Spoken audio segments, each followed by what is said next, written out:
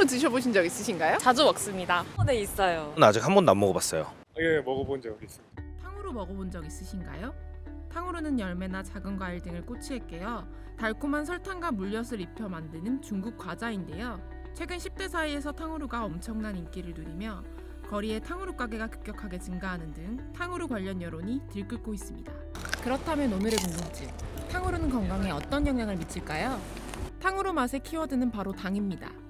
과당인 과일에 또 다른 당인 설탕이 입혀진 탕후루는 당의 결정체인데요. 탕후루를 비롯한 초콜릿, 사탕, 케이크 등 당류는 시도 때도 없이 입맛을 당깁니다. 그렇다면 탕후루처럼 당류가 포함된 음식이 자꾸 당기는 이유는 무엇일까요? 우리 몸속에서 스트레스 호르몬인 콜티졸의 분비는 낮아지고 세로토닌이라는 신경절달 물질의 분비가 활성화되기 때문입니다. 세로토닌이 사람의 기분을 좋게 만들어주는 기능을 하기 때문에 단 음식을 먹으면 기분이 더 좋아지는 거죠. 또한 오랜 기간 과다한 단 음식에 노출되면 도파민이라는 물질이 분비되게 되는데 도파민은 마약과 같이 쾌락과 행복감을 느끼게 해줍니다. 단 음식을 자꾸 먹다 보면 단맛에 중독되어서 자꾸 먹고 싶어지게 됩니다. 게다가 설탕 섭취로 스트레스나 피로를 푸는 경우가 많은데요. 그것은 근본적인 해결책이 되질 않고 오히려 비만이나 당뇨병 등 건강을 더 해칠 수가 있게 됩니다. 앞서 설명드린 것과 같이 일반적으로 당의 과다한 섭취는 건강상 문제를 발생시킬 수 있는데요. 그렇다면 당은 우리 몸에 어떤 영향을 줄까요? 당을 과하게 섭취하면 혈당이 급격히 오르고 혈당을 조절하기 위해서 인슐린이 과다 분비되게 됩니다.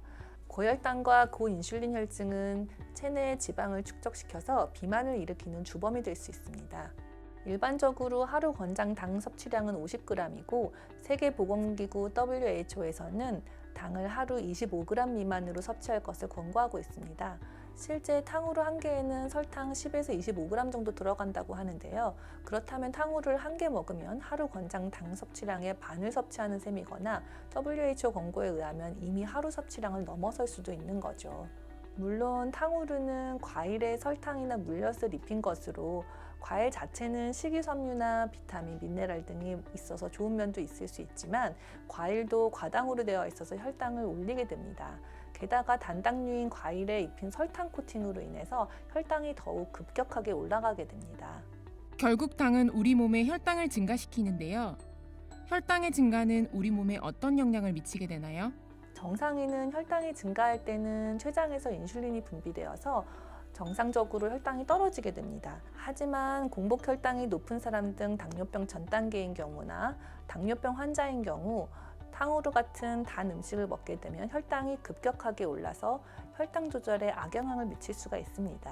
게다가 탕후루는 청소년들에게 큰 인기라고 들었는데요. 청소년기에 단 음식을 너무 많이 먹게 되면 칼로리 섭취가 늘어서 비만해질 수 있습니다. 비만이 되면 대사증후군, 더 나아가 당뇨병 발생 가능성이 높아져서 사회적인 문제로 대두될 수 있습니다.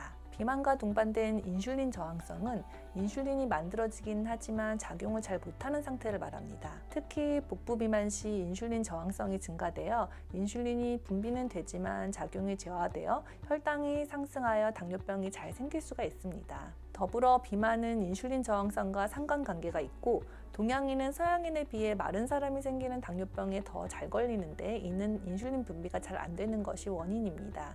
특히 딱딱하게 코팅된 설탕이 치아 손상에 대한 우려를 발생시킵니다. 단 음식은 치아에 치명적입니다.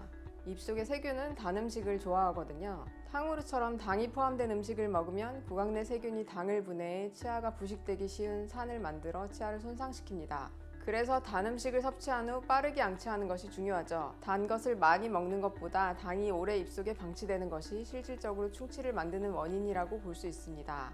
탕후루의 경우 딱딱한 설탕 코팅이 치아 손상에 문제를 일으킬 수 있는데요. 끈적한 설탕으로 인해 금리나 보철물이 빠지거나 심하면 치아에 금이 갈 수도 있습니다. 이를 방치하면 통증이 발생할 수도 있기 때문에 치아 관리를 더욱 철저히 해야 합니다. 이처럼 우리 몸 여기저기에 악영향을 미치는 당. 그렇다면 최근 다양하게 출시된 재료 상품들은 건강에 해롭지 않을까요?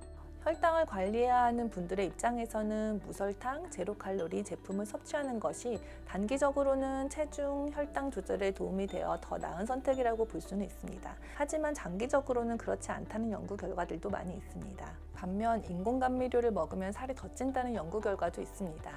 인공 감미료 섭취는 뇌의 당분 섭취 욕구를 증가시켜서 다른 간식이나 단 음식의 섭취를 유발해서 그렇다고도 하기도 하고요. 또는 제로 음료를 먹으니까 보상 심리로 다른 음식을 더 먹게 돼서 비만해진다고 합니다. 그래서 설탕 음료보다는 제로 음료보다는 탄산수, 그보다는 물을 더 드시는 것을 추천드립니다. 그렇다면 탕후루는 정말 몸에 나쁜가요? 좋지는 않다라고 말씀드리고 싶습니다. 아주 가끔 먹을 수는 있겠지만 매일 학교 끝나고 먹고 배달시켜 먹는 등 자주 먹는 습관은 좋지 않다고 생각합니다. 특히 성장기인 10대들 사이에서 유행이 되고 있는데 성장기에 과한 당 섭취는 비만, 기억력 장애, 성인병 등의 유발에 영향을 미칠 수 있어 조심하는 것이 좋겠습니다. 치아에 나쁘죠. 충치를 유발시키니까요.